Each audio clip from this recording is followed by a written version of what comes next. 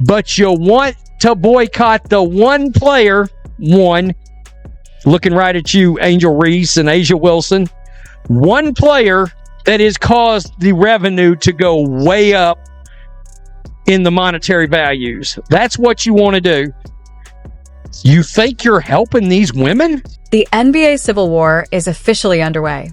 Caitlin Clark has brought millions of new fans to women's basketball, fans who can't understand why anyone would try to tear down a generational star. Meanwhile, Aya Wilson and her supporters appear to be encouraging a boycott of Clark's games. It's what they're mad about. 41 nationally televised games, and they are furious over it.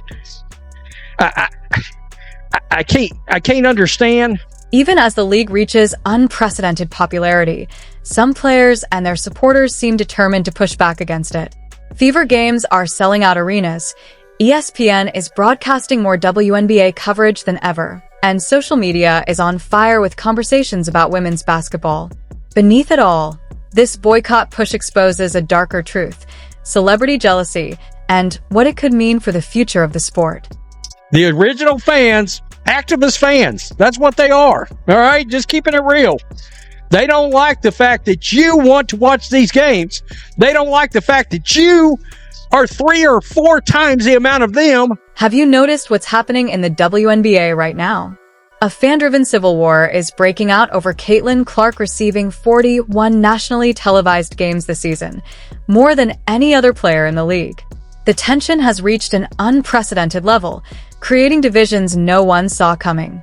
Right here, Caitlin Clark in the Fever will have more nationally televised game than any NBA player this year. Sorry, LeBron. Sorry, Luka. Sorry, every other player in the league. Let's be honest. I've seen the NBA ratings. She's beaten most of them. This isn't just noise from random internet trolls.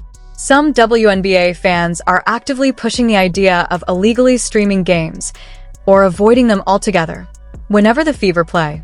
There are even organized efforts to boycott Indiana Fever games in a deliberate attempt to drive down viewership, all because they believe Caitlin Clark is getting too much attention.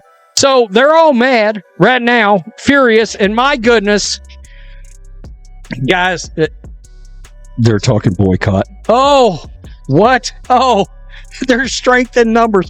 There's tens of you. That's The numbers are what truly make this situation staggering. This season, more NBA stars, not just WNBA players, but NBA superstars, will appear on national television less often than Caitlin Clark. LeBron James, Steph Curry, Luka Doncic, none of them match her exposure. It's unprecedented in basketball history for a WNBA rookie to outpace the league's biggest names in TV appearances. But this isn't just about screen time. It signals a major shift in power, and in who now controls the WNBA's narrative. And yes, I understand. This is a very, very small minority. It is a very small minority of people, but it is a loud, vocal minority. And this is not the general public. This is not the general population. For years, a small but passionate group of fans has driven most WNBA conversations. They supported the league through highs and lows, often when few others were paying attention. Now, millions of new fans, many watching women's basketball for the first time, are flooding in, fundamentally changing how the league operates and who commands the spotlight. right. We're not supposed to talk about it out loud, maybe. That's a massive part. Straight white girl's a big part of it, too. I mean, it's out loud. It's out loud. It just came out of my mouth like that. Just easy peasy. So they're mad, and they are calling for boycotts. When you look at it closely, the boycott movement exposes an uncomfortable truth. Some longtime WNBA fans would rather see smaller audiences than accept Caitlin Clark's success. They're willing to risk the league's growth just to prove a point. Even NBA media figures have reacted with surprise, noting that this loud minority does not reflect the views of most fans. It's just mad. And what they have now trying to do is they are trying to boycott Indiana Fever games. I'm not joking when I say this. They are literally saying boycott Indiana. We need to all boycott the Indiana Fever games so they don't get more national TV games. We don't get more national TV games next year. What we're really seeing is a familiar case of gatekeeping, where longtime fans who feel a sense of ownership over a once-niche space react defensively as it goes mainstream. Feeling threatened by the influx of newcomers, they push back. It's the same pattern that's played out in music, comics, gaming, and nearly every subculture that suddenly attracts widespread attention. That equivalent, like, I just can't believe it. But they're reasoning for boycotting the Fever games. They're literally saying, we should illegally stream the games when the Fever play our team. And I'm like, one, you are not a big enough percentage of the population for it to have any effect. Critics of the boycott argue that deliberately sabotaging viewership is self-defeating. Beyond targeting Caitlin Clark, it risks undermining the financial stability of every player in the league. The fallout could extend far beyond one star, creating unintended consequences for women's basketball as a whole. All that does is harm the players. No matter who you are, what team you are a fan of, if you want the players to make more money, the boycott quickly shows its futility when you consider the money at stake in professional sports. Before Caitlin Clark, WNBA games struggled to reach 200,000 viewers. Now, they regularly draw over 1 million, a 5-fold increase that's more than just a statistic. It represents potentially life-changing income for every player in the league. These viewership numbers translate directly into dollars in players' pockets, making the boycott not only pointless, but financially harmful. They're actively trying to ungrow the game. And it's madness. It's absolutely madness. Like, they're threatening to boycott the Fever games. All 257 of them threatening to boycott Fever games like it makes any difference.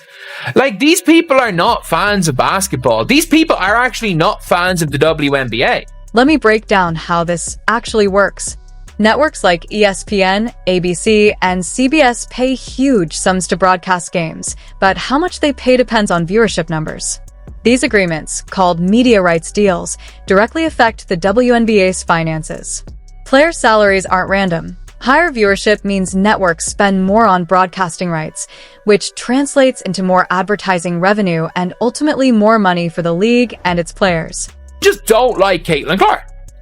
Like, this is genuinely, it's nothing to do with basketball.